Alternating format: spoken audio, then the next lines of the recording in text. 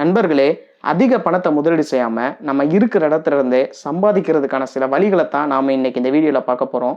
இதுல நம்ம பார்க்க போறது எல்லாமே உங்களுடைய நேரத்தையும் உழைப்பையும் மட்டுமே முதலீடா போட்டு செய்யக்கூடிய விஷயங்கள். அதனால உங்களுக்கு உபயோகப்படக்கூடிய தேவையான தகவல்கள் எந்த நேரத்துல எந்த நொடியிலையும் வர வாய்ப்பு இருக்கு. வீடியோவை கடைசி ஸ்கிப் பண்ணாம பாருங்க. இப்ப வாங்க வீடியோக்குள்ள போலாம். இந்த உலகத்துல சம்பாதிக்கிறதுக்கு வழியாங்க இல்ல, எக்கச்சக்க வழிகள் இருக்குங்க. ஆனா எப்போ ஒரு மனுஷன் யார் மனசையும் புண்படுத்தாம யார் வயிற்றுலையும் அடிக்காம சொந்தமா உழைச்சு முன்னேறணும் அப்படின்னு நினைக்கிறானோ அப்பதான் அவன் கண்ணுக்கு எந்த ஒரு வழியுமே இல்லாத மாதிரி தெரியும். அப்பேற்பட்ட மனிதர்களுக்கு இந்த காணொளி ரொம்ப ரொம்ப உபயோகமா இருக்கும் அப்படின்றத நான் உறுதியளிக்கிறேன். சரி நண்பர்களே, இந்த லிஸ்ட்ல முதலாவது இருக்கக்கூடியது ஃப்ரீலான்சிங். ஃப்ரீலான்சிங் அப்படின்னா ஃப்ரீயா உட்காந்து வேலை பார்க்கறது. பாப்பாங்க ஃப்ரீயா உட்காந்து வேலை பார்த்தா சம்பளத்துக்கு எங்க போறது? டேய், ஃப்ரீயா உட்காந்து வேலை பார்க்கறது அப்படின்னா காசு வாங்காம வேலை பார்க்கறது இல்லடா.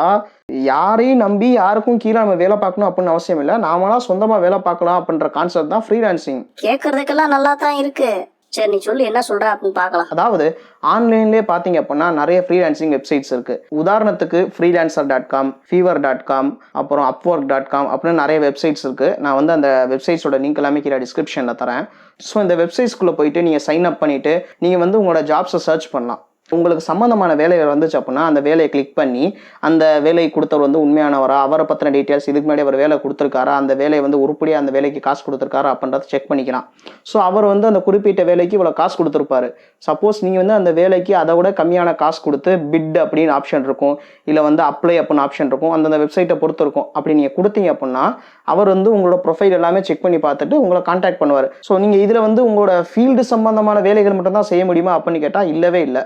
ஸோ இந்த வேலை அந்த வேலைன்னு இல்லைங்க, எல்லா வேலையும் இந்த ஃப்ரீலான்சிங் வெப்சைட்ஸ் மூலமாக நம்ம கண்டிப்பாக எடுத்து செய்யலாம். அடுத்து நம்ம ரெண்டாவதாக பார்க்கக்கூடிய விஷயங்கள் பிளாகிங் இல்லை ஆர்டிக்கல் ரைட்டிங் அப்படின்னு சொல்லலாம். இப்போ நம்ம கூகுளுக்கு போயிட்டு what are the best YouTube channels இன் தமிழ் அப்படின்னு சர்ச் பண்ணால் முதல் இடத்துல அரச்ச மாவு கண்டிப்பாக வராது, மிச்ச சேனல்ஸ் பேர் வரும்.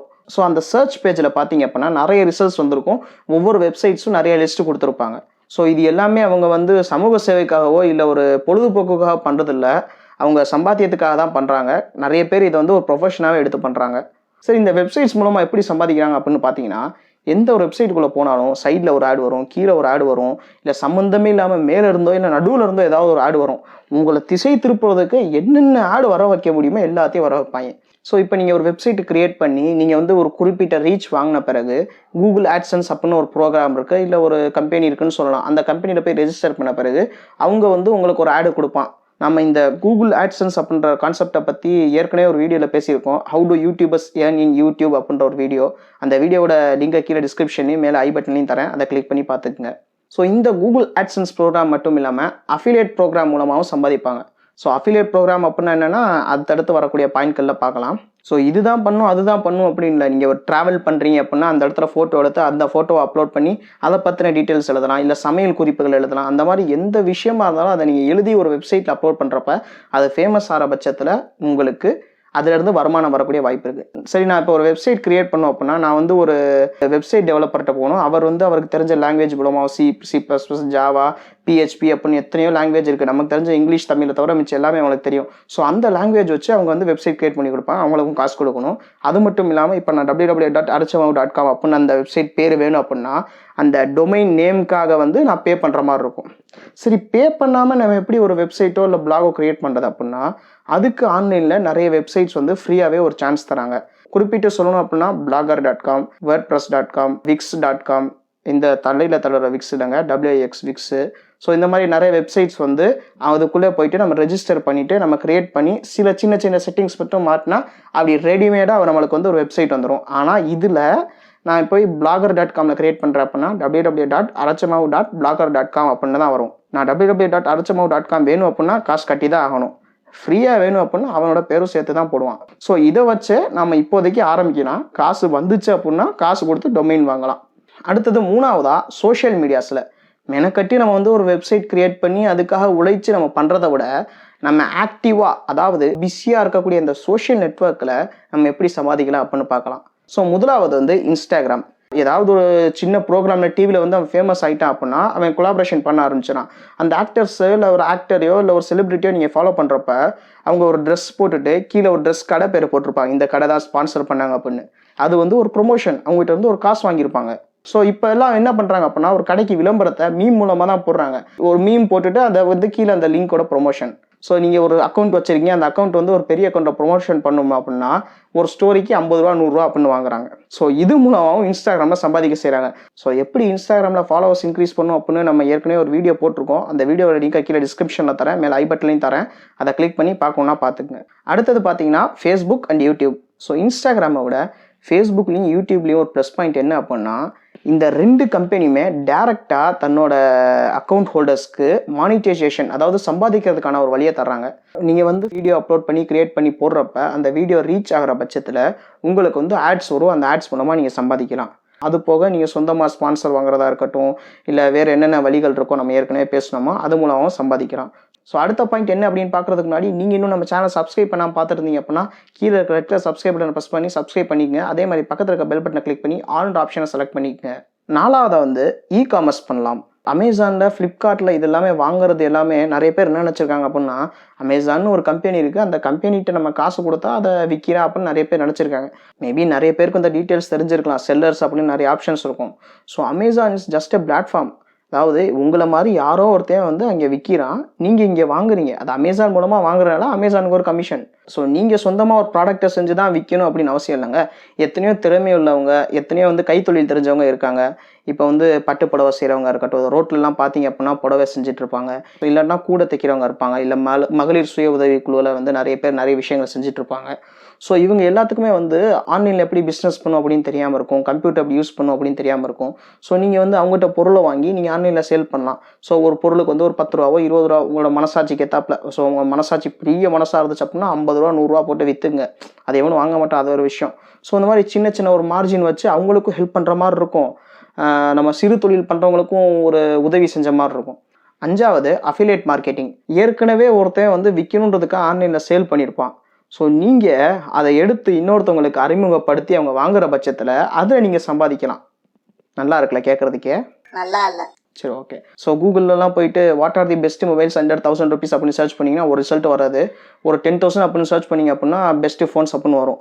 ஸோ அந்த வெப்சைட்குள்ளே கிளிக் பண்ணி உள்ளக்குள்ளே போனீங்க அப்படின்னா அதை இந்த ஃபோன் நல்லா இருக்கும் அப்படின்னு கொடுத்துட்டு கீழே விசிட் அமேசான், விசிட் ப்ரைஸ் அப்படின்னு ஒன்று கொடுத்துருப்பான். இப்போ நான் கூட வந்து கீழே மை கேஜெட்ஸ் அப்படின்னு ஒரு லிஸ்ட்டு கொடுத்துருப்பேன். அதில் 3 கேஜெட்ஸ் கொடுத்துட்டு கீழே பக்கத்தில் லிங்க் கொடுத்துருப்பேன். அதை யாரும் பார்க்குறீங்களா இல்லையான்னு தெரில, அதை கிளிக் பண்ணுறீங்களான்னு தெரில. சப்போஸ் அதை கிளிக் பண்ணி யாராவது பிடிச்சி வந்து வாங்கினாங்க அப்படின்னா எனக்கு ஒரு சின்னதாக கமிஷன் வரும். அப்ப இதுலயே நிறைய சம்பாதிச்சிருப்பல்ல.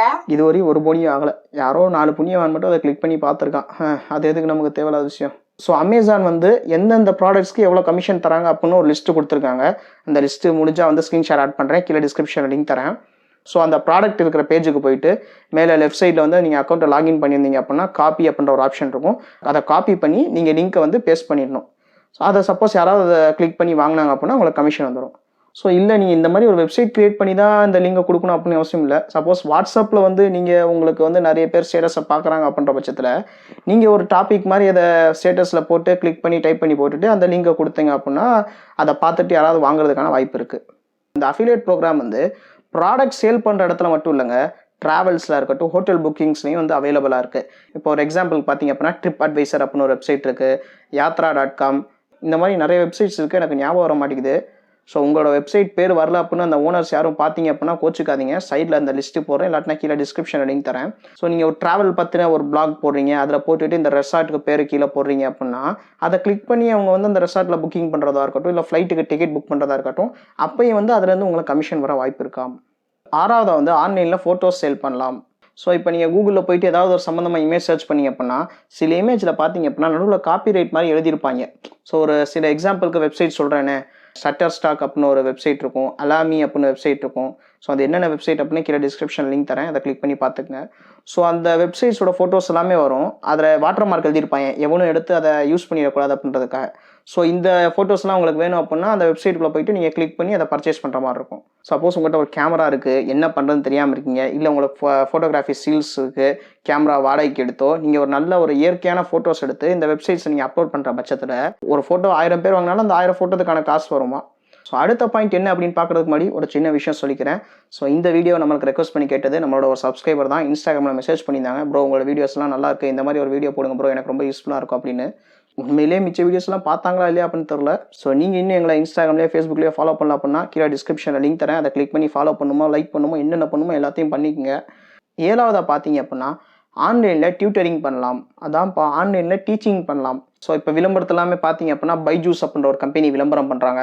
இதில் படிச்சிங்க அப்படின்னா உங்கள் குழந்தைகளோட எதிர்காலம் மிக பிரகாசமாக இருக்கும் அப்படின்னு விளம்பரம் பண்ணுறாங்க. இந்த ஸ்கூல்லலாம் எதுக்கு போகிறாங்கன்னு தெரில. பைஜூஸில் படித்து அவன் கலெக்டர் ஆகிடலாம்ல. சரி ஏதோ தெரியாதவங்க பண்ணுறாங்க. அடுத்து வேதாந்து அப்படின்னு ஒரு வெப்சைட் இருக்கான். ஸோ இது எல்லாமே போயிட்டு நீங்கள் உங்களுக்கு தெரிஞ்ச ஒரு சப்ஜெக்டையோ இல்லை உங்களுக்கு தெரிஞ்ச ஒரு டாப்பிக்கோ நீங்கள் ஆன்லைன் டீச்சிங் பண்ணுற பட்சத்தில் அதில் வந்து சம்பாதிக்கிறதுக்கான வாய்ப்பு இருக்குது. அது மட்டும் இல்லாமல் இன்னும் சில வெப்சைட்ஸில் நீங்கள் ஒரு கோர்ஸை க்ரியேட் பண்ணி, அதாவது ஏற்கனவே ஒரு கோர்ஸை வீடியோவை க்ரியேட் பண்ணி அதை அப்லோட் பண்ணுறப்ப அந்த கோர்ஸ் யாராவது ஜாயின் பண்ணாங்க அப்படின்னா அதுலேருந்து நீங்கள் ஏர்ன் பண்ணலாம் அப்படின்னு சொல்கிறாங்க. யூடெமி அப்படின்னு வெப்சைட் இருக்குது, ஸ்கில்ஷேர் அப்படின்னு வெப்சைட்ஸ் இருக்குது. இந்த வெப்சைட்டில் எல்லாமே போய் சர்ச் பண்ணிங்க அப்படின்னா ஆன்லைன் ஃபோட்டோகிராஃபி லேர்னிங் இல்லை ஆன்லைன் வீடியோ எடிட்டிங் அப்படின்னு வந்து நிறைய கோர்சஸ் இருக்கும். ஸோ அந்த மாதிரி உங்களுக்கு ஏதாவது ஒரு டாபிக் தெரிஞ்சோ இல்லை டேலண்ட் இருந்தோ நீங்கள் ஒரு வீடியோவை எடுத்து போடுறப்ப அந்த கோர்ஸில் யாராவது ஜாயின் பண்ணாங்க அப்படின்னா உங்களுக்கு ஃபீஸ் வரும். So last but not least 8வதா கிண்டல் பண்ணலாம். கிண்டலா? ஒருத்தனோட மனசு உடைச்சுதான் நான் சம்பாதிக்கிறப்ப அந்த சம்பாத்தியமே எனக்கு பாட்றா. கிண்டல் இல்லடா, அமேசான் கிண்டில்ரா. அமேசான் கிண்டில் வந்து இந்த புக்ஸ் ஆன்லைனில் புக், அதாவது எலக்ட்ரானிக் புக்கை வந்து சேல் பண்ணுற ஒரு இடம். சிம்பிளாக சொல்லணும் அப்படின்னா நீங்கள் புக் எழுதலாம். சில பேர் வந்து கதையாக விடுவான். ஏன்டா நேற்று வரல அப்படின்னு தான் கேட்பான். எங்கள் தாத்தா செத்துட்டாரு, எங்கள் பாட்டி உடம்பு சரியில்லை, அவங்களாம் செத்து 10 வருஷம் ஆயிருக்கும், கதையாக விட்டு தள்ளுவான். ஸோ அதெல்லாம் வேஸ்ட் பண்ணாமல் ஒரு புக்கு ரைட்டிங்கில் ஒரு கதையாக வந்து தொகுத்து பிரிண்ட் அடித்து விற்கிறதுக்கு காசு செலவாகும். ஸோ ஆன்லைனில் வந்து இந்த மாதிரி ஒரு டைப் பண்ணி பிடிஎஃபாக க்ரியேட் பண்ணி புக்காக அப்லோட் பண்ணுற பட்சத்தில் அதை யாராவது பர்ச்சேஸ் பண்ணாங்க அப்படின்னா அதுலேருந்து நம்ம சம்பாதிக்கிறதுக்கான வழி இருக்குது. ஸோ அமேசான் கிண்டில் தான் பண்ணும் அப்படின்னு இல்லை, நிறைய வெப்சைட்ஸ் இருக்குது. லிங்க்கை கீழே டிஸ்கிரிப்ஷனில் தரேன், மறந்துடாம பார்த்துருங்க. சரி நண்பர்களே, இந்த வீடியோவில் சொல்லப்பட்ட விஷயங்கள் ஏதாவது வச்சு நீங்கள் சம்பாதிச்சிங்க அப்படின்னா இந்த அரைச்ச மாவு மறந்துடாதீங்க. உங்கள்கிட்ட வந்து கமிஷன்லாம் எதிர்பார்க்கலங்க, சப்போர்ட் தான் எதிர்பார்க்குறேன். ஸோ இந்த வீடியோ உங்களுக்கு பிடிச்சிருக்கும் அப்படின்னு நினைக்கிறேன். அப்படி பிடிச்சிருந்துச்சு அப்படின்னா கீழே லைக் பட்டன் மறக்காம ப்ரெஸ் பண்ணிடுங்க. அதே மாதிரி கமெண்ட்ஸ் உங்கள் தாட்ஸை ஷேர் பண்ண மறந்துடாதீங்க. அது மட்டும் இல்லாமல் இந்த வீடியோ உங்களோட நண்பர்கள் அதிக பேருக்கு ஷேர் பண்ணி விடுங்க. அப்போ தான் அவங்க வந்து காசை சம்பாதிக்க முடியும், நாங்கள் வந்து வியூஸை சம்பாதிக்க முடியும். அடுத்த ஒரு உபயோகமான வீடியோவில் உங்களை சந்திக்கிறேன். நன்றி. எல்லா புகழும் இறைவனுக்கே.